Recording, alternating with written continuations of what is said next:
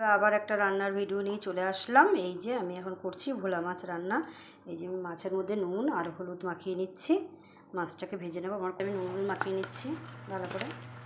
গরম হয়ে গেছে, মাছের মাছের মধ্যে যে মশলাটা আমি দিয়ে দেবো তার মধ্যে দিয়ে দিয়েছি কালো সর্ষে, রসুন, শুকনো লঙ্কা, গোলমরিচ আর একটু সাদা সর্ষে আর একটু জিরে।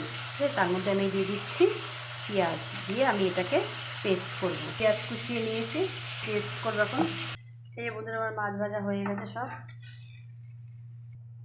দিয়ে দিচ্ছি কালো জিরে, দিয়ে দিচ্ছি পেঁয়াজ। এই যে বন্ধুরা পেঁয়াজটা আমার লাল লাল করে ভাজা হয়ে গেছে। এবার দিয়ে দিচ্ছি মশলাটা, দিয়ে দিচ্ছি লবণ, দিয়ে দিচ্ছি হলুদ, একটু চিনি, দিয়ে দিচ্ছি লঙ্কার গুঁড়ো। ঝোল ফুটে গেছে, এই যে আমি ওর মধ্যে দিয়ে দিচ্ছি মাছটা। এই যে বন্ধুরা আমার মাছের ঝোল তৈরি। কে কে এইভাবে মাছের ঝোল করে খাও আমাকে একটু কমেন্টে জানিও, আর এইভাবে করে খেয়ে দেখো, খুব টেস্ট লাগে।